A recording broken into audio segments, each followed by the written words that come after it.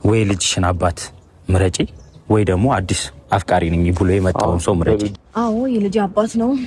አዎ ጥሩ ጊዜና መልካም ጊዜያቶችን ደስ የሚሉ ጊዜያቶችን አሳልፈናል። እንደዛው መጥፎና የሚያስጠሉ ጊዜያቶችንም አሳልፈናል። እሱም መርጬ ከእርሱ ጋር ነው ያለሁት በዚህ ሰዓት።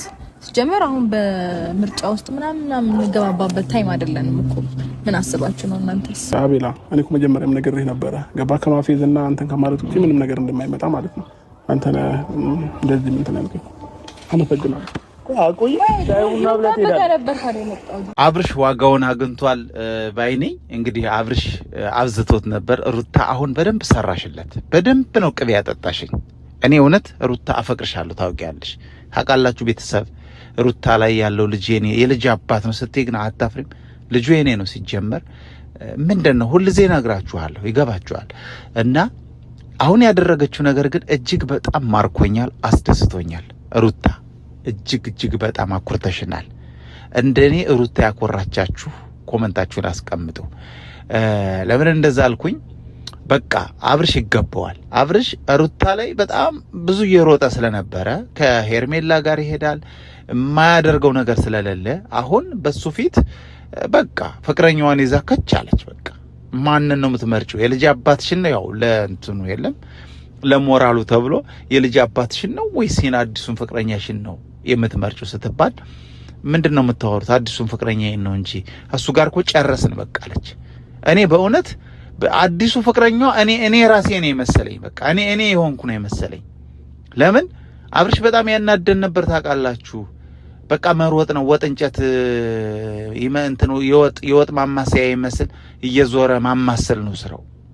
በጣም ነው የሚያስጠላው። እና ኧረ በእናታችሁ እንኳን አደረሳችሁ እኮ አላልኳችሁም? እንኳን ለጥምቀት በዓሉ በሰላም አደረሳችሁ ቤተሰብ። ጥምቀት መስዬ ለብሼ መምጣት ነበረብኝ፣ ግን አጋጣሚ ወደ ስራ እየወጣው ስለነበረ ልብሱን አውርቄ ትቼዋለሁ። ስራ ሲሄድ ያንን ልብስ ለብሼ ከመሄድ ብዬ እንደዛ ነውና በያላችሁበት በስደት ያላችሁ ጥምቀት ከቤተሰብ ጋር ያልዋላችሁ አይዟችሁ። እኔም ትንሽ ድብር ብሎኛል አገሬ ላይ ሄጄ ጎንደር ላይ ባለማክበሬ።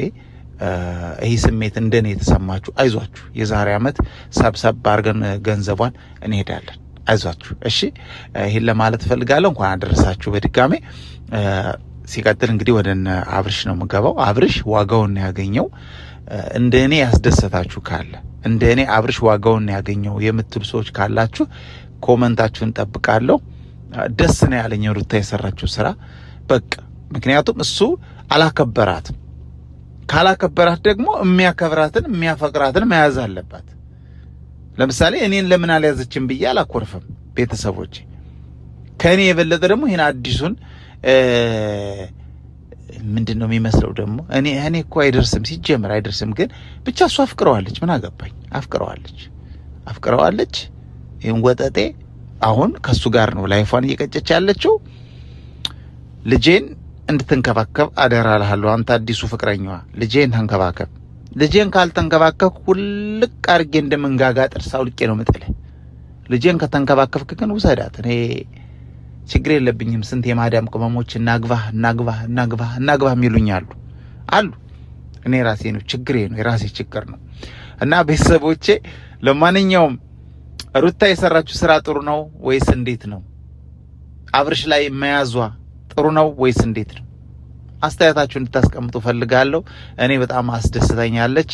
አብርሽ ዋጋውን አግኝቷል። ከዛም ከዚህም እያሉ መኖር የለም። በቃ ትዳር ከተባለ ፍቅር ከተባለ በአንድ ሰው መጽናት ነው። እሱ ከሄርሜላ ይሄዳል፣ ሲጋጋጡ ብሎ ደግሞ ከሩታ መሄድ ይፈልጋል።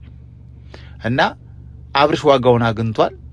በጣም ያስደስተኝ ደግሞ ልጁ አዲሱ ፍቅረኛዋ ልክ በቃ ተስፋ ቆርጦ አብርሽ ሲሄድ ሻይ ቡና እንበልህ እንጂ ሲለው ተመችቶኛልና አመሰግናለሁ። ወዳችኋለሁ፣ አከብራችኋለሁ። ይህን ቪዲዮ እያያችሁ ላይክ እያረጋችሁ ሀሳብ አስተያየታችሁን እንድታስቀምጡ በአክብሮት ጠይቃለሁ። ወዳችኋለሁ። መልካም ጊዜ ሆንላችሁ። ባባይ